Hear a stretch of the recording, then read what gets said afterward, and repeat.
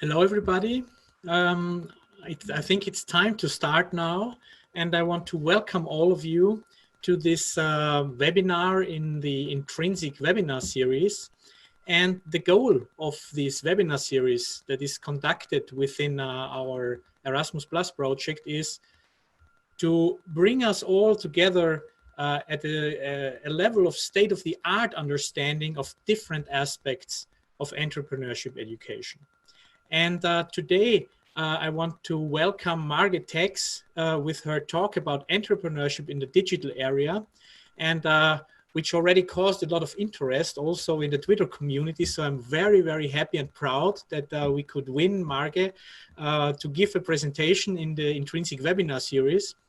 And Marge is a senior lecturer and head of the Department of Management at the Estonian Business School. And she graduated in 2015 when she applied the integrative pedagogy model in her research to entrepreneurship education. And today, her research is primarily related to entrepreneurship education, but also to learning and teaching in general. And she's also very experienced in applying all those principles in the real world.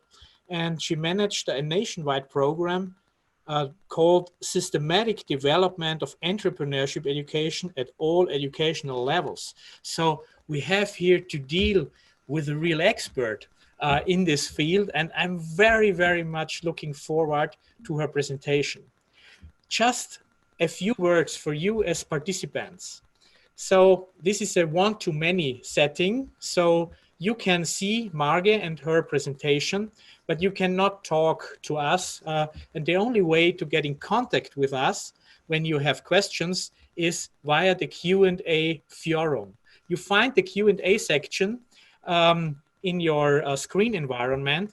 And when you have a question that might come to your mind during the presentation, type in that question in the Q&A section, and I will then loudly read at the end of the webinar those questions, and Marge is going to answer these questions as good as possible. So with these words, Marge, I want to hand over the presentation to you, and I would really say again, thank you for so kindly accepting our invitation to give this webinar. Thank you. Thank you. Can you hear me? Yes. Good. Hello, everyone, and it's really a pleasure to have this chance to share my experiences. And even though I'm presenting for you today this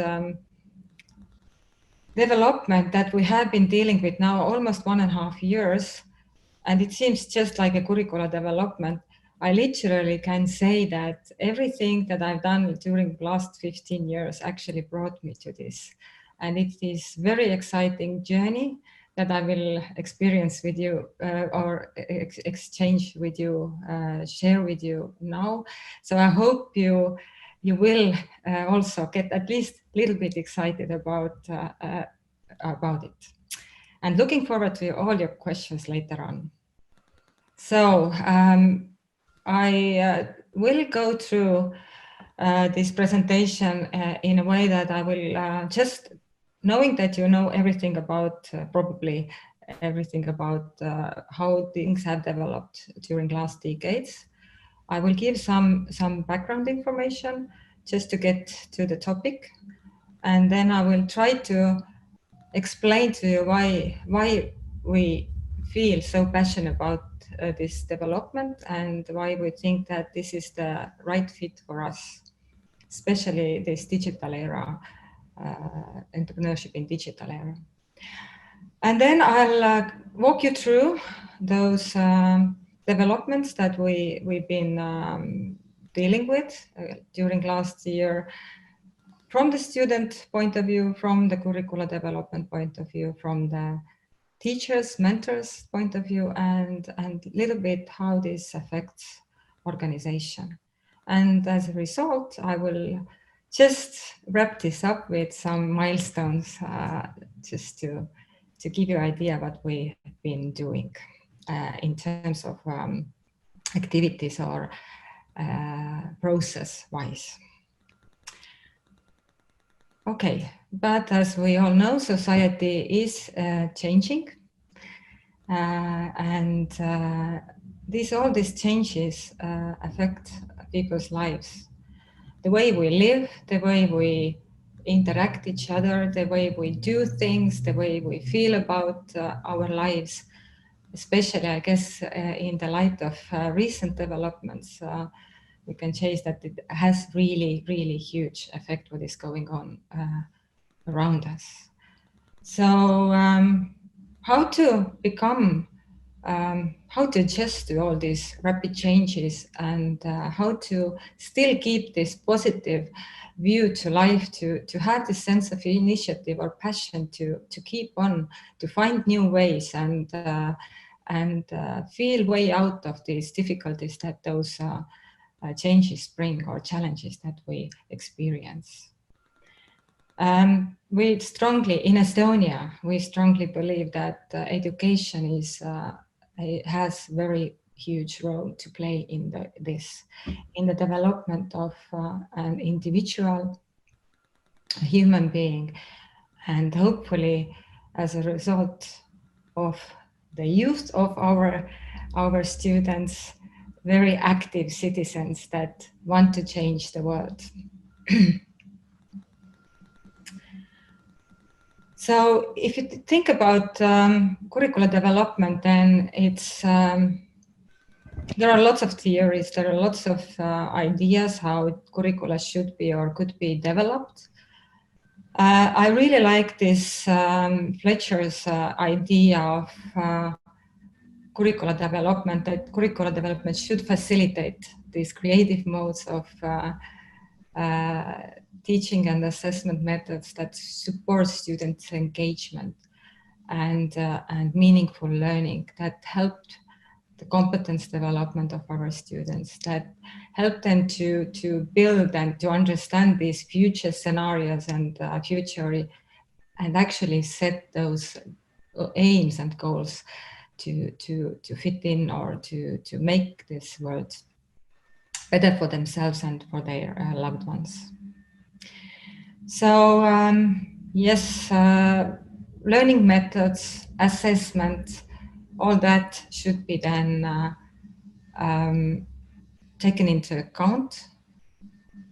We also, I mean, just to make a parallel, on top of what I just said, we looked in the literature a lot and find very interesting ideas what 21st century curricula development should be, or what we should take into account. And on the right side of this slide, you can see some of the ideas, like we should enforce, or we should help or support our learners to build or develop metacognitive competencies, growth mindset.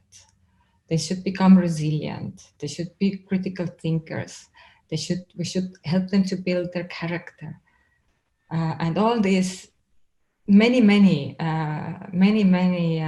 keywords that you have and had to somehow have to put into this learning journey that you have for your students, in this case for 3 years. Now, on top of what I just said, when I think of, or when I present what is going on in Estonia, or how we've been thinking, or what we've been doing in terms of entrepreneurship education, or in education in general, then Estonia has been quite famous recently through PISA results. Our PISA results are outstanding, and our general education is doing very, very well. However, how is doing our entrepreneurship education? I actually can say that we are doing quite okay. We can still do better, but we have initiated since 2006 many programs, and some of them, or many of them, have been government initiated, and a lot of them also have been privately initiated. So there have been programs, competitions, junior achievement, entrepreneurial school network initiatives. So many activities, both curricular and extracurricular. In Estonia, in education, when we think what we should do or how we should, where we should go, we take a lot from lifelong learning strategy, which also states that we should implement contemporary learning approaches that develop our learners' individual, social, and entrepreneurial mindset. This has been kind of guiding lines during last decade, and all the developments that have been undertaken have carried this idea. Also, digital mindset is part of it, but it has been emphasized more and more after 2011, I would say. So during last decade. As a part of lifelong learning strategy, we had our Ministry of Education and Research, together with 3 other ministries, initiated our entrepreneurship education program that was launched in 2016. We had many activities there, but I think the main outcome for myself and for the work we are doing today was this framework that help us to understand and negotiate and agree how we should see entrepreneurship education throughout all educational levels. And one of the results that that came out of this program was this competence model. That is a little bit similar, or actually, if you think about the content, very similar to Entrecomp entrepreneurship model that you probably are familiar with. We have combined and structured it in a little bit different way, and we have different philosophy or logic behind it, because we wanted it to be more understandable for the educational people or people from educational field, so to speak to their language. We also thought about the assessment at the time, and then we combine those competence areas in a little bit different logic. But if you look at those competencies, then you see that this is quite a reflection. It reflects the content of Entrecomp and model. So all this experience, all these different initiatives, all this knowledge from the literature has basically brought us to thinking or reflecting what we should do, or how should we revise our programs? What should we do differently? And we decided last winter, in January, that we will make or provide or launch a new entrepreneurship program, Entrepreneurship in Digital Era for bachelor students in English. And the idea of this development was that, first of all, we didn't have entrepreneurship program in English for international students or Estonian students who want to learn in English. And secondly, we wanted to really do something differently. We really wanted to put all these good practices into, or the knowledge that we have, or the theories, the everything that we have around us into a practice. So why digital era, or why we think, or why it fits so well to our Estonian context, especially. We strongly believe that Estonia is digital, and the evidence is here. Estonia, as probably at least some of you know, has been one of the pioneering countries to reorientate and support digital competencies in education and beyond. We have, according to couple of, not only one report that is highlighted here, but for a couple of reports, we have been considered one of the world's most advanced digital society. And we really want to keep and develop this image and be this digital leader also in the future. Also, according to McKinsey, digitalization has potential to increase our GDP. So there is also economic impact in trying to develop this digital competence in our students' digital competence. We are tech-savvy nation. I have a little overview of our tech-savviness in the next slide. And we have highest rate of startups per capita in Europe. And we have only 1.3 people, but 4 unicorn startups, which is per capita, very, very good result. But what does it mean, digital society? There is some milestone that we have put in this slide for you. And I think these years that they represent is not the beginning of these digital developments that you can see in this slide, but rather the dates when they were accomplished or completed in a way that they were fully working. They had full range of e-services and so on. For example, I can give you this, if you look at this e-business register in 2011, then actually e-business register developments were started in 1994 or 1995. But what this date here represents is that this was the year when we could start registering a new company online 100% for the first time. So basically didn't have to go out of your office anymore. I could have, actually I can do it. I can register my company now without even going out of this room. So yes, so we have this huge range of different kind of health e-services and digital services. We also have cyber defense headquarters located in Estonia, and in 2007, European Union also established their IT agency in Estonia.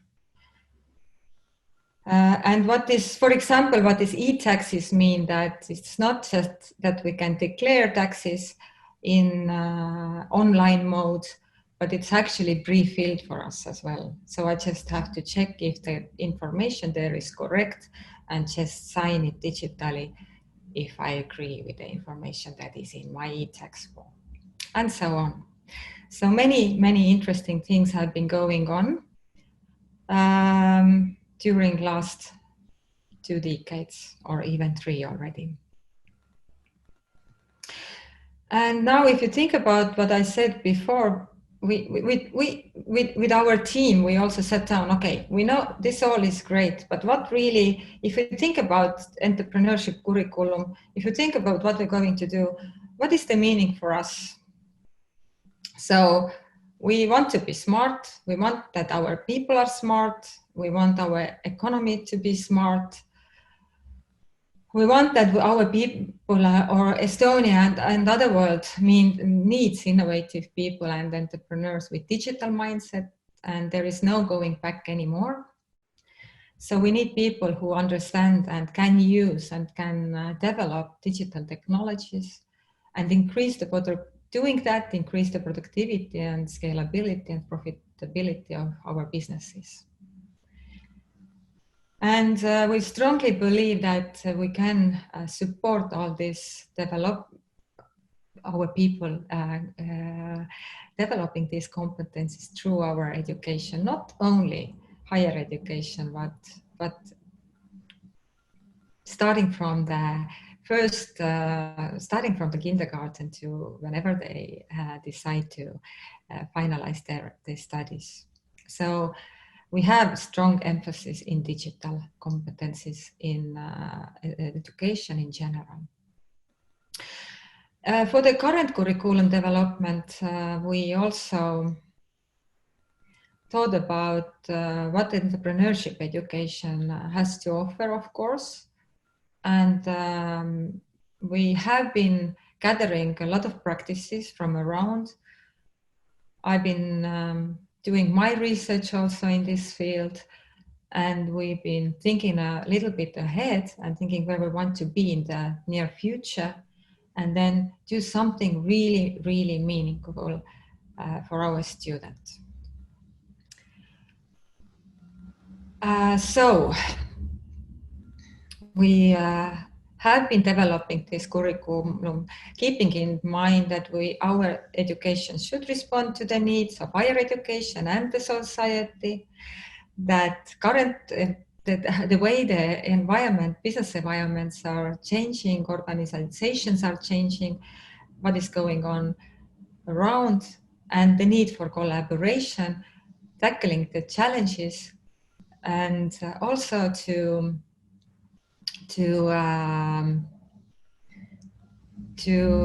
use the latest academic knowledge to build up all this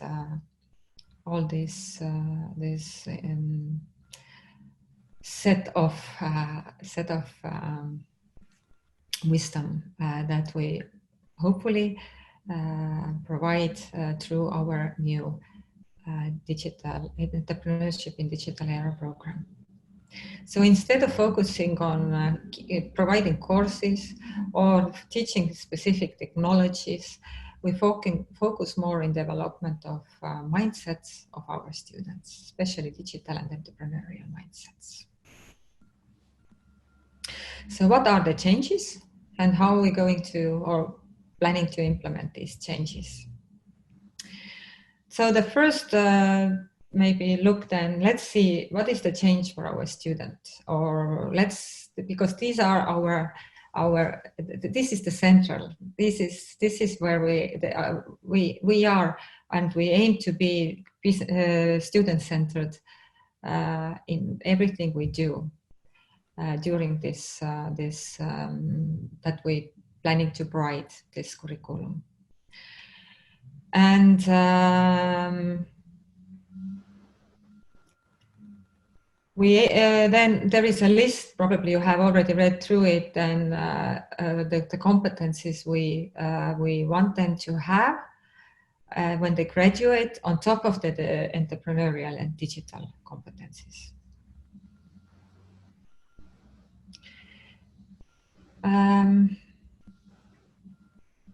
So how are we going to do that, or what is the plan? How are we going to arrange that? So the program takes part in 3 years, and the learning journey for the student is an opportunity to experiment and fail and learn from the failure in a safe environment. Experiment again and learn and fail, which is quite normal approach to entrepreneurship education. We want to provide them meaningful work in teams, meaning that they really understand what working in teams mean, not just putting the teams together and let them figure out the way.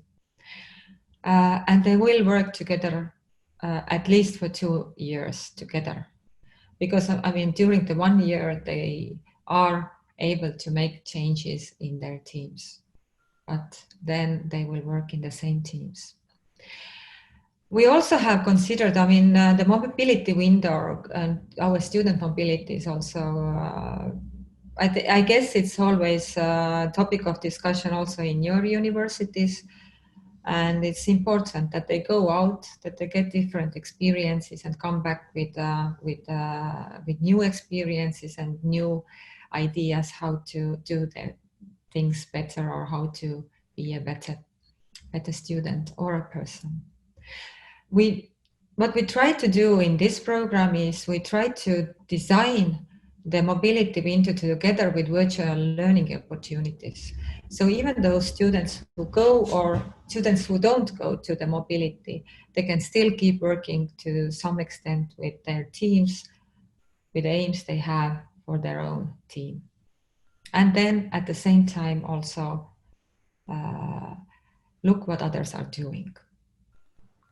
We have specific and very specific focus and we take time for it in this curriculum for individual level of the development in individual level as well. And we also will provide coaching support for students individually and both in team support. We want to make sure that they have meaningful learning paths and they really can benefit from this personal learning journey as well. We also engraved or integrated a new model of internship into this program to fit the needs of both students and program and the learning outcomes we have set. We plan to combine the meetings that we have, face-to-face meeting that we have with students, with inspirational speakers, and those meetings focus more in discussions and sharing experiences with professionals from the field, as well as our own tutors and mentors. We will use, I think this is quite a big change for us and for the students as well. We use this interdisciplinary assessment, and we will also use professional in the end of each module for the assessment and providing the feedback. But I will get into more details in a minute. So basically, for the student, what changes also when we look at this organizational and practical part, they will not register in a separate courses anymore, but they will have their weekly schedules that will be followed with logical sequence of events, and will have meaning that there is not going to be like one course in one semester and another course in other semester, but we will combine different field experience into the moment, what they are doing and what they are learning. So there might be that in this 1 week schedule, they have meetings for financial issues, for marketing issues, for entrepreneurial issues, or for team meetings, but it will be very logical and very process-wise. It will be very much focused on their students' needs. Now, how are we gonna do that? We're gonna approach this curriculum, or we have taken this approach that we use story-based or storytelling idea of this curriculum. We have applied, our story is a story of an entrepreneur or an enterprise. And we have divided the story into 6 modules, which means 6 semesters. And each semester will focus on specific issues related to this story. We will use a lot of problem-based exercises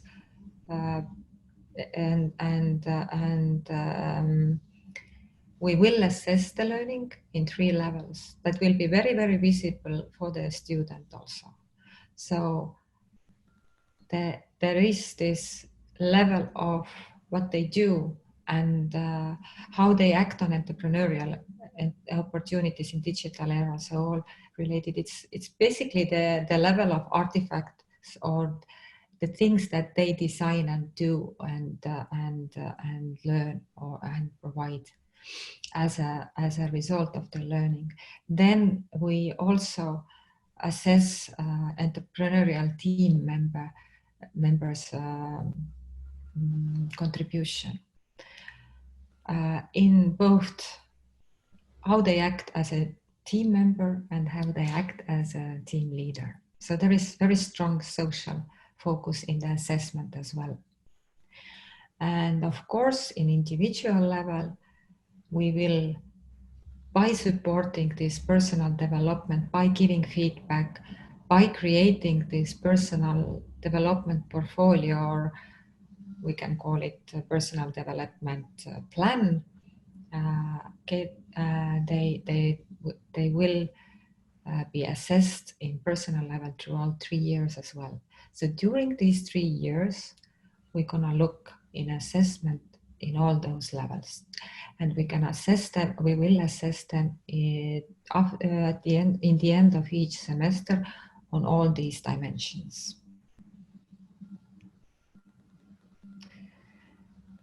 Before going further, I would like to do a little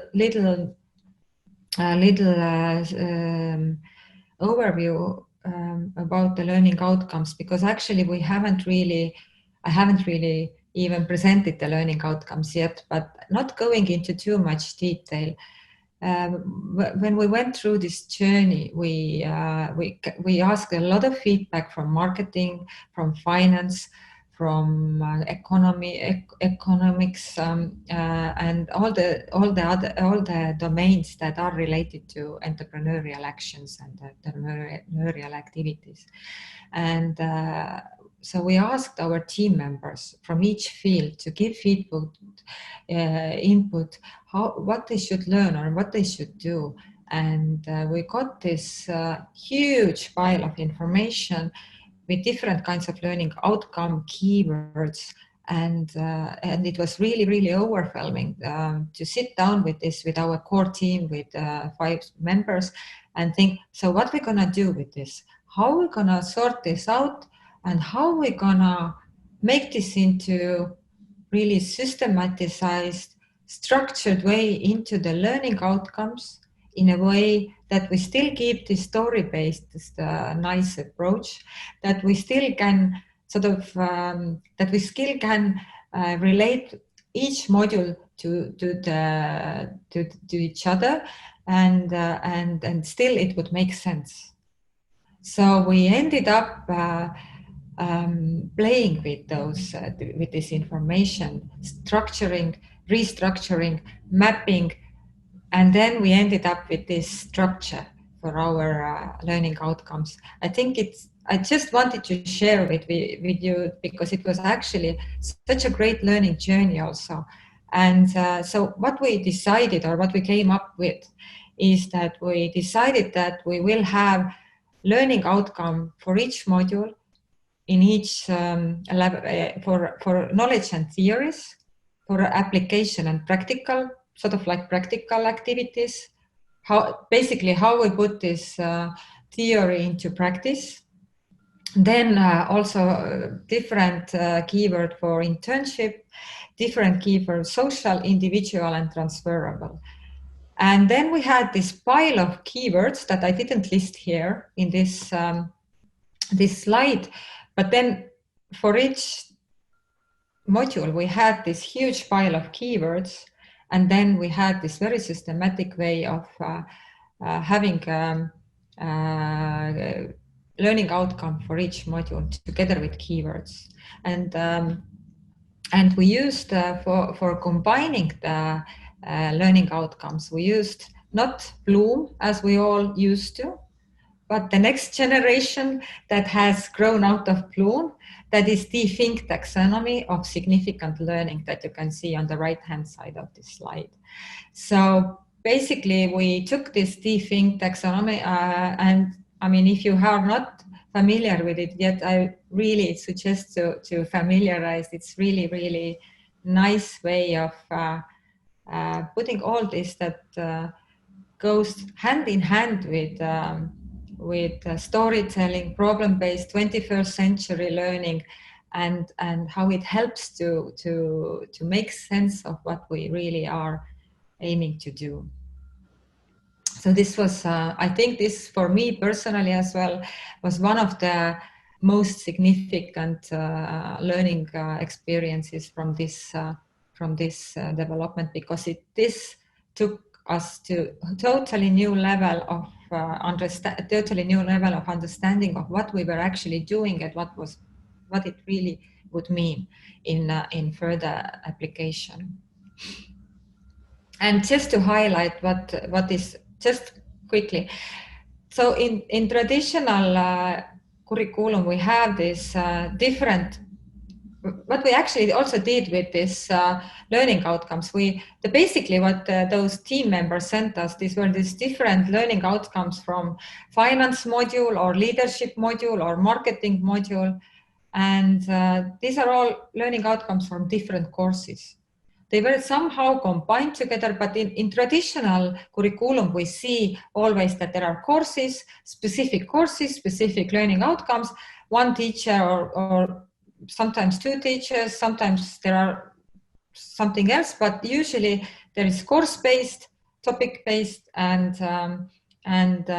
then the courses are run in one semester usually, or half the semester. In our case, we spread those, basically we can say that we spread those courses around the curricula. And as our founding principle was how the story would flow, and the story, of course, is the entrepreneurial process-driven story, starting from seeding and startup and ending with bridging and graduating.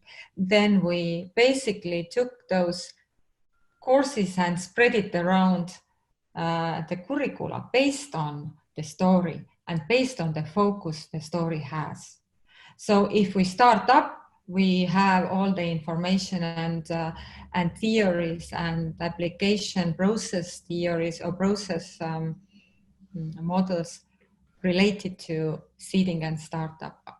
But for example, if we talk about calibrating, or if we have third semester where we calibrate, which is fine-tuning your company, which is totally different thing to do, and to create more efficiency, to oversee the processes of the enterprise and so on, to see if I can make my work more efficient. So this, based on this story flow, we rearranged, we created those learning outcomes, and we spread it out the keywords where they belonged. And then ended up with content, basically, preliminary content. Now, having this preliminary content, we also had to do, okay, how are we going to do this? How are we going to actually put this into the practice? So what we did is that we, as I already showed you, those weekly schedules. So based on those, we have those 3 days in a week, and we have those 16 weeks in a month. So based on those story flow and keywords, we started to combine the first monthly and then weekly plans. And now what is going on during the semester basically is that each month we review the theoretical knowledge they have learned, students have learned. So we will do some tests, and also to check some, if basically to keep them engaged, also in reading and looking into literature and looking what others have been doing, the best practices. And then at the end of the semester, also we provide them, each week we provide them different kind of exercises, creativity, problem solving, whatever goes together with the story. And at the end of each, or in the end of each semester, they will have complex exam. They will have complex exam consisting of then problem solving exercise, something they will be different methodologically each semester. They will have this result from monthly online tests. They will do presentations in presenting the developments of their own project and something maybe else. But the main difference between traditional curriculum and what we are doing is that we are not doing exam in marketing, or we are not doing exam in entrepreneurship, or we're not doing exam in something else, but we have all these interdisciplinary tasks that they will get feedback with, and also the final exam is interdisciplinary. So we will be grading all these different domains together. So this is that I think is the very big difference from what we have been doing so far. Since there will be no different courses, there will be also no different need for different kind of grading, or grading each subject different separately. So what does this all mean for us tutors or people who are involved or going to be involved in teaching? Actually, what we have also done is we have had very early involvement of our people who we wanted to be involved in this development, because we strongly believe that it's not possible to do something like that if you just jump in 1st September. It's just simply not possible, because we as tutors, we have to work as a team. We have to be good example. We have to know what right hand has to know what left hand is doing, and so on. So we really need to start working also differently. Historically in our university has been very common to each lecturer is doing their own thing, and sometimes they share experiences and sometimes nobody knows what the others are doing. So this is very much different culture we are building here. We also have decided in our team with of our tutors that if we need, or if we feel we need to do some lecturing in some cases to walk students into the topic, the maximum amount of the lecture will be 15 minutes. But it has to be followed by practical exercises. So we will have very hands-on, very active learning environment that we are creating here, and very strong involvement also, not only students that we expect to be involved, but also both strong involvement from our tutors. And we have been now, when we're discussing this workload and weekly planning, we actually have planned for us, here it is in Thursday, this weekly meeting when we look back and we look forward and we adjust. Of course, we have these weekly plans made for all like a semester, and we're also preparing already weekly plan for spring semester, but we probably need to rearrange a lot of stuff, because we are going to pilot from September the 1st. And I guess even though we try to foresee everything, it's not possible. So we will work hand in hand with adjusting, readjusting if needed. So we have to be also very flexible. And what it means for our organization, or in general, what these kind of developments mean for the organization, is that we thought we do, it's evolution that we are planning, but actually it's quite a revolution. We found it out fortunately later than sooner, because otherwise it could have become an obstacle. So we actually, the idea how the workload will be calculated for the tutors, it's totally different what our institution is used to do. So we are kind of disrupting some processes at the moment and ideas, how things used to be. Then also, as you probably already thought,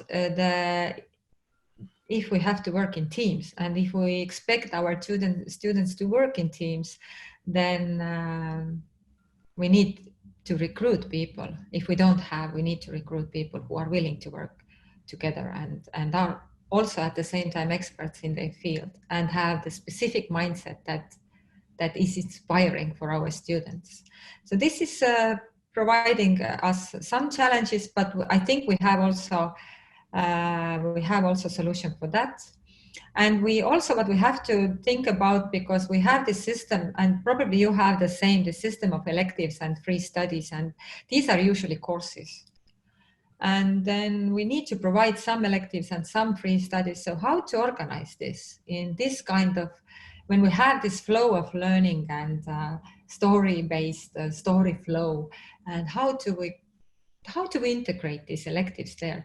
So I think we have come up with quite a good compromise there as well. So we try to arrange our electives in a different way. They are more like roundtable type of this kind of value added courses, which we try to fill with content, not content just having some theories or new theories, but having roundtables with experts and inspiring people, that having topics and themes that widening our students and our tutors' worldviews, and really to offer something extra. And at the same time, of course, we have strong emphasis in language studies and some specific issues that need to be also offered. So we have also some courses, but they are then planned outside of these weekly meetings.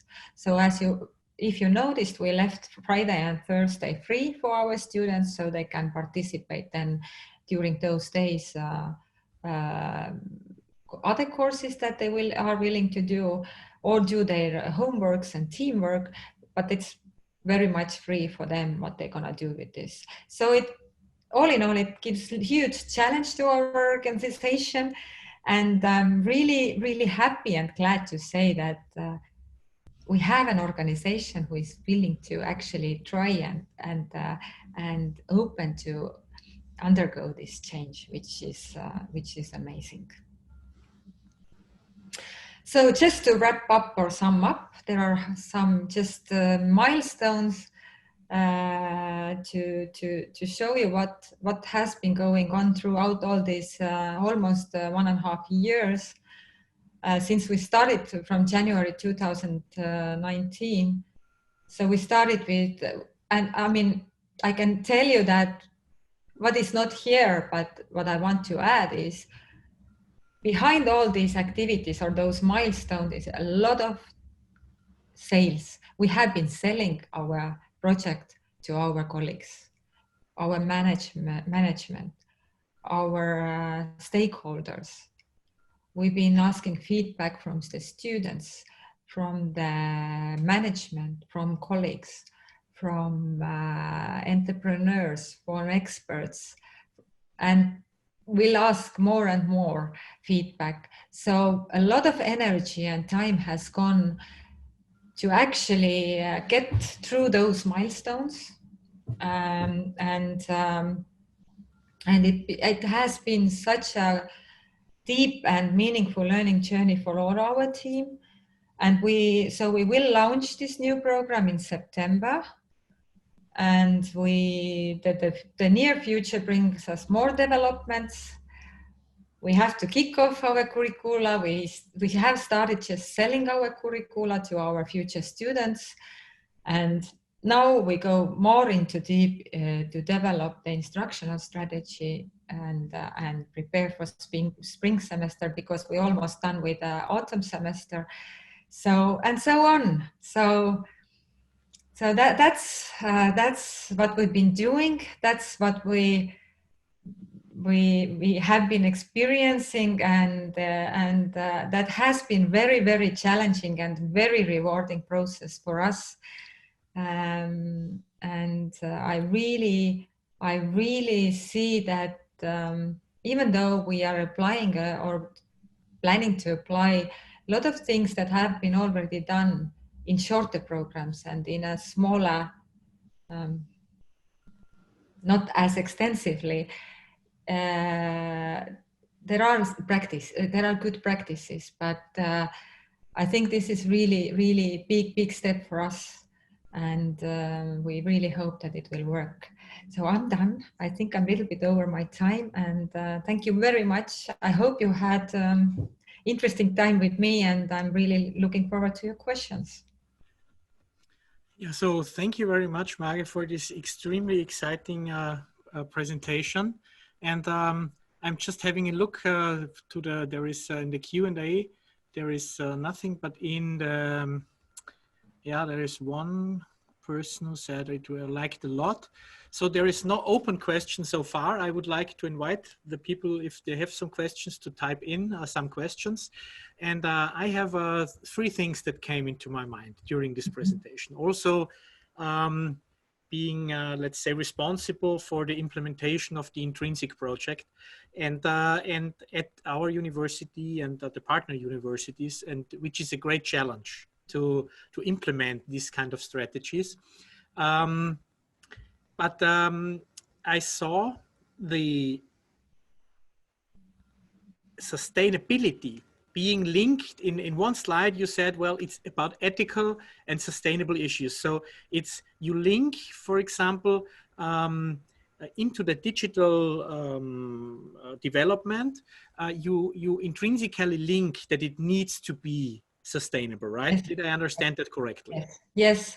Well, sustainability and ethical issues are actually very important for us, and they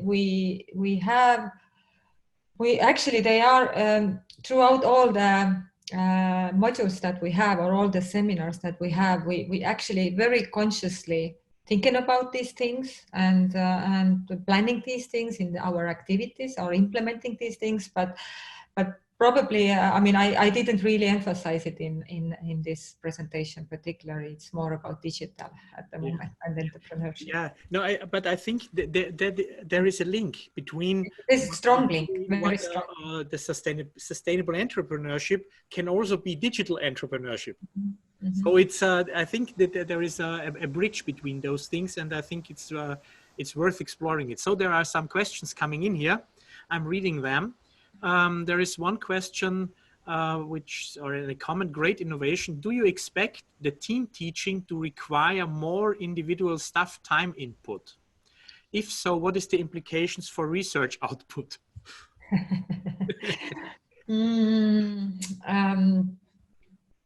We will research it. So we're planning to gather data once we start implementing the development. So we'll see about that. But yes, it's difficult to say. It's difficult to say in terms of if it requires more work from the tutors. I think it requires different kind of approach to what they do or have been doing so far. And I'm sorry to say, but I see, even as a department or head of department, I see still sometimes that those lecturers who are doing things the way they used to do, in many ways, they don't really put that much effort into what they are doing. But in this case, you need to be also creator all the time. I mean, we are going to innovate as a team of teachers throughout this. I mean, throughout whatever we do every week.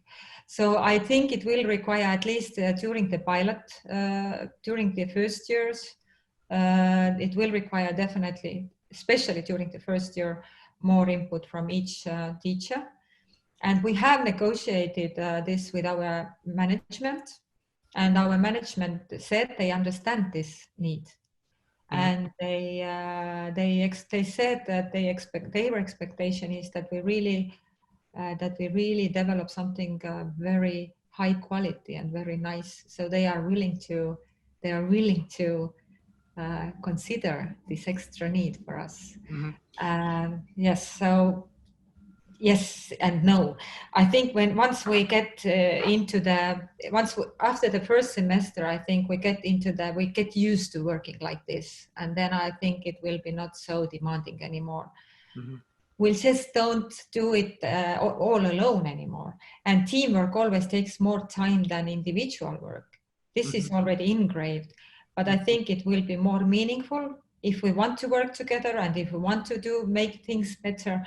And that actually, I think it could be really great fun. And at the moment, we have such a great team, so I have very high hopes. Hopefully, it will work the way I think it will. There is one more question that directly links to this. Do you foresee some special training for the tutors? So Yes, I do, and we already started special trainings. It was also in milestones, but actually, together when we started this this development or this idea, when we sold it to our management or presented it, then we also started to already then arrange internal trainings for our tutors, and not just only for our own team, but to all staff, or everybody could participate. And in September last year, we had together with Chaos Pilots, we had 3 days training for all program heads and key staff and management for curricular development. And ever since, we have every month, I have planned it in a way that I always try to arrange the training that fits the scale, how far we are with our curricular development. So, for example, when we had this issue with learning outcomes and how to go and what to do, then we actually brought in the best trainers in Estonia to train our people, how to phrase learning outcomes, how to do it meaningfully, and so on. So I've been trying to plan this curricular development hand in hand with internal training, so that the topic of internal training fits exactly or at least to largest extent, to the needs of the current topic of discussion that we have in curricular development. Oh yeah, that's very interesting. There was one more question about this Chaos Pilots training. Maybe you can explain it only in a few sentences what it is and how it is linked to this training. It was really good. So absolutely suggested. Quite expensive, but worthwhile. And basically, what they did force us to do is to look into the mirror and to see what we are doing at the moment. So basically, we had and we selected also we selected 3 of our programs that we already have existing programs to this. And we set the teams for this Chaos Pilots for each program. And since we already had this development going, we went there with our entrepreneurship curriculum team. So we could really well start. We were like one step ahead because we started from the scratch, but the others had to really look what they are doing. And as a result, I think of the first day or second day, half day through second day, the result were that the program heads and key people who were the team members, they came back, and during the presentation they said, now we see it from the student point of view, what we are doing, and this is quite confusing.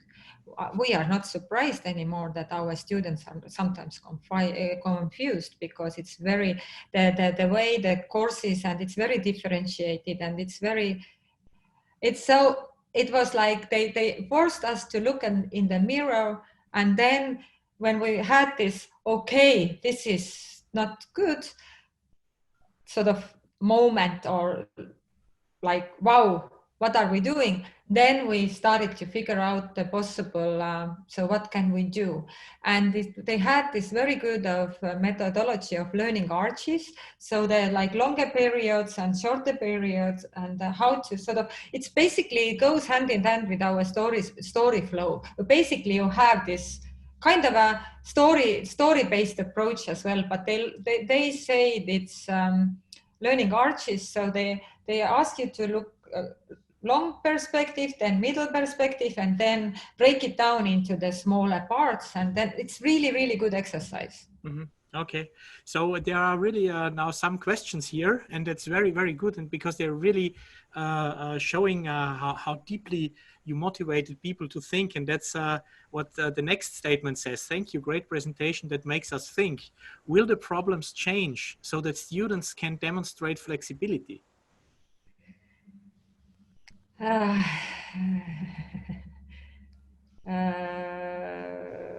Well, I hope so. I hope that I mean, if I try to define, if I try to sort of interpret at the moment what this flexibility could mean in this question, then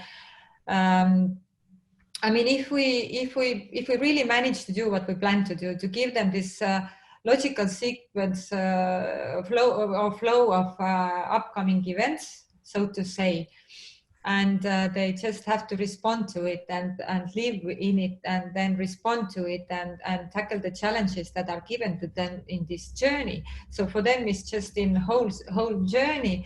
Then I guess we can even build more and more their flexibility and creativity and this open sort of like together. But I think we have to be as an examples in this process.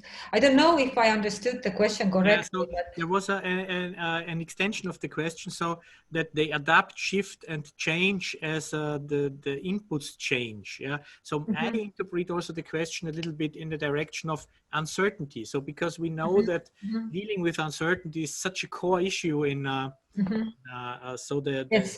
how do they react to an input or to this kind of maybe uncertainty? Or okay, now I answer as an educational scientist probably, but what we plan to do, what we really plan to do, and also when it comes to uncertainty, and we actually have in one semester, then we deal with these issues quite deeply. But we have to make this dealing with uncertainty, that they have to learn to do this, that they have to become more adaptable to what's going on, and we have to make this very explicit for our students. We have to make it as a learning goal, so we have to address it very explicitly in the learning, and then actually that's something that we really plan to do. And then this is what now I use the chance, and this is actually what I learned from my doctoral work, and when I used integrative pedagogy model, that was really a lightening moment for me. That I mean, we take for granted that this practical knowledge is something that students know this, but actually this dealing with it with uncertainties, or ability to deal with uncertainties and become more flexible, is also practical knowledge, not really theoretical knowledge in that sense. Yeah, you have How to do I deal with it? How do I cope with it? So you have to make it explicit. So to implement it in the flow of the curriculum, right? So exactly, some openness in. But I mean, also to have open discussions about it, to give them learning goals related to it, and we can actually tackle it. We can very well tie this together with this learning flow and the individual development, and then they can reflect on those issues in the individual level as well, to how well they think they are actually dealing with these issues, and what they think they can do with this. So we actually have this in mind when we apply this 3-year-long personal individual learning journey. Yeah. So that. Yeah, what I liked a lot is that maybe this issue can be picked up during this individual coaching also. So I really appreciate a lot this individual development focus, and I hope that this question can be now considered more or less as being answered. Yes. If not, please tab in some more aspects. There is several other questions here. The next one would be if there is because you are talking about a curriculum, is there any change being made in existing programs as well? For example, adding disciplines and process projects to other curricula, like engineering? You mean if we can transfer something to other fields? If it's happening. So if there are some people maybe, or if there are some transfers of the ideas or aspects into other curricula. I think it's, I mean, in my head at least, if to use the same ideas and logic, this story-based approach and problem-based approach, and this flow of this process-based idea, then you can actually transfer it to any other context. It's just that the context is changing.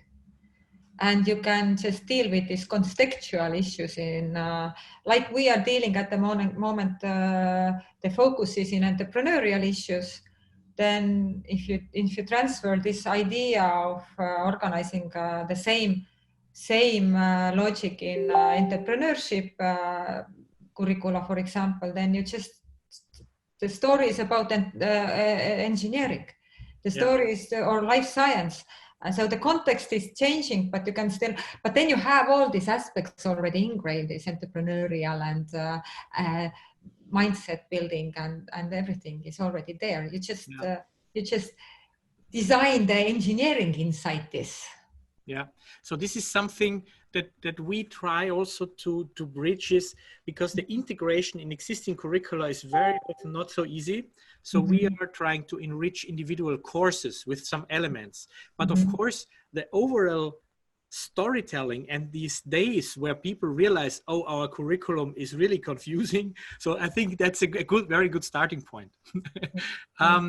But I mean, everyone has to understand that, because I mean, I think because we've been talking and talking and talking and we need to change. Yes, everybody says, yes, we need to change, yes. And then everybody goes back and maybe changing one exercise method, but not really rethinking the things. So we really needed this extra, like, wow, what are we doing? People, look, I don't want to be a student in this program. If I have to, I have to tackle through all these issues and these different courses and this different stuff, and then it's complicated for the students. I really agree, and maybe one could also see it as a parallel track on making sense of what I'm studying. And one more thing I really want to add. I mean, which was a really also wow moment for us was when we gathered all this, because we've been sometimes getting this feedback that there is some duplication in our curricula in different courses, and we've been really dealing with it, but still there is some duplication. Now, when we got back all this information from different fields of experts or our team members from finance and marketing and everywhere, and then when we sort of revised all these learning outcomes and contents and keywords, we actually understood where these duplications are coming from. And then at the end of the day, I would say that actually, at least in our case, you can't say that there is no room in curricula. I mean, if you take all the duplication and all these unnecessary things away, you have so much room for the new things. Yeah, that's but that will be quite interesting to explain to the higher education teachers. There are two questions that are relating a little bit to reflection and assessment. So one is, how are you going to give the opportunity to reflect on the learning experience rather than assessing their achievement? And will such reflection involve all staff with the students? So the staff and the students, and how these reflections. So we plan. So as you remember, I had this. I pointed out we have these 3 levels of learning, like team level learning and personal, and then whatever they do. So it's basically knowledge, theories, concepts, everything. So this project and whatever they do, this we will more assess with, as I already mentioned, with maybe some online tests and some problems exercises, whatever they will be, presentations and so on. But when it comes to team level, then we plan to have also very systematic team meetings, also together with tutors. We're planning to point for each team also a tutor from our teaching staff, or the core team that is teaching. And also they occasionally will have people coming in from the industry, entrepreneurs, and then giving expert advice in specific stuff. And also we will have these coaching sessions. So basically we will not so much assess as a grade in team level and in personal level, but we will organize that they will get enough or a lot of feedback from each other and from their teammate and from the tutors, and also tutors will get feedback from the students. And of course we will organize occasionally some self-assessment in terms of competence development. I cannot resist engraving this aspect also, but it's not really that we give grades, but we keep track on their process, and we help, and we try to see when they are stuck and when they need help, and help them through this. Yeah. Maybe we pick up the last two questions, and then I think we can stop today's webinar. The one is about the assessment, maybe because people are very interested also in the assessment of these kind of things. And you mentioned some online tests and then evaluations based on group work. But for instance, which evaluation criteria are you planning to use? So it's about assessment and evaluation, yes. It is really hard to say at the moment, you know, in two or one sentences at the moment. Depends on the learning level and depends on the exercise. But I guess in this kind of learning and learning journey, we have to have quite clear self-assessment, especially criteria, especially when we talk about that they have the project work to do. What do we expect from their project work? So that they need to understand what are the expectations when they read assessment criteria. So I think this is this is going to be another very interesting journey when once we start. We already starting to put together this weekly homeworks, and the idea how we do it is also with this instructional strategy will be also teamwork, team effort from all the different domain experts, tutors who are involved in the program, and then we also develop criteria. And to some extent, it's like a rubric criteria that they know that they need to do. But to sort of maybe at the beginning of the studies, more structured way, and then we occasionally start to see if we can leave it more open and open and open in the. Yeah, I see this this very well linked to the, let's say, the assessment part is really also a kind of a structured, and then you have this team coaching and individual coaching at the same time, which is more dealing with the soft development and individual problems or development needs. That can be also, let's say, it's not an assessment, but it's talking about what I not know or not able to do, maybe. Yeah. So that's also. Well, it's formative assessment, and not everything has to be graded. But I mean, we will have these students learning. We have this privilege to learn with them, and we plan to gather the data and keep track on their well-being. Because it will be very interesting, and we want to know how it works and what we can learn that we can immediately implement back to this. So a lot of thinking at the moment going on in this direction. Yeah. So we have a so the last one I will end with is also very interesting to our intrinsic project. So I will keep this as the last one. And there was one other. I hope that that it's to understand how it is asked, will theoretical insights from other disciplines be considered, for example, connecting disparate data from engineering? So I'm not sure how we should understand this. This will theoretical. It's very difficult to understand. Can you read it again? Yeah, I think it's from Catherine. So will theoretical insights from other disciplines be considered, for example, connecting disparate data from engineering? They can be considered, yes. But I'm not sure about. I have to figure out what is disparate data. But I'm glad. I'm glad to come back to it. You can definitely contact me, and I'm glad. I mean, if anyone or one of you is interested in what we are doing and want to take this discussion further, I'm very open to it, and glad. Yeah, so there was an extension. Other disciplines consider linking new and unexpected data. New and unexpected data. Yeah, I think there is maybe something to be discussed also later on. So we cannot put everything maybe in this hour. So for sure you can always and make take the advantage that Marge really told you to send her an email to clarify issues. And the last one I would like to end this webinar with is, can this structure be applied to condensed short courses as opposed to longer semester settings? So now is the idea, you have developed something very, very cool, yeah, and but it lasts for several semesters. So could we take the overall as goal into a short course? Yes, we can.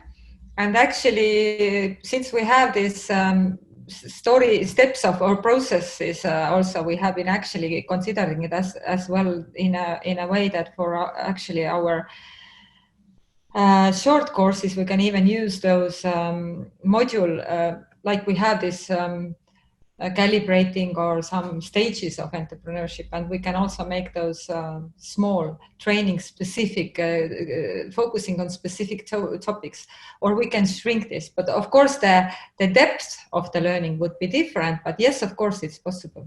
Of course the same logic would apply to training as well. Yeah. So I can also see that you can, let's say the storyline is not expanded over such large time frame, but you can take a full storyline and focus on one aspect, or you can focus, or you can shrink it and make it shorter, or you can take those bits and pieces and choose shorter courses, yes, on specific topics. Yeah, I can also see this. So thank you very much, Marge, also for being available for so many questions. And I also would like to thank the participants for their active participation. And please pick up the opportunity that Marge really offered to ask emails to her in an email, and she will answer them. That's really a great opportunity. And I think this is what entrepreneurship is also about. It's also about the willingness of people to share and also to talk to each other. And here I really would like to say thank you again, Marge, for this extremely exciting webinar.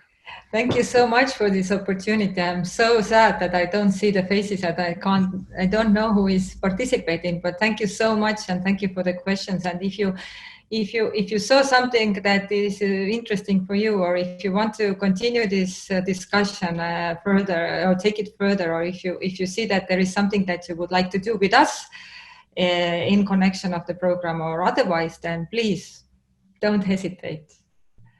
Yeah, so great. Thank you very much. And with this, we are going to end today's webinar. The webinar will be available on demand afterwards.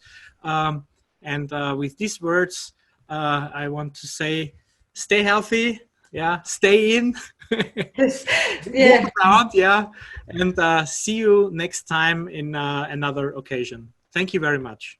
Thank you. Have a nice day. Bye. Bye-bye.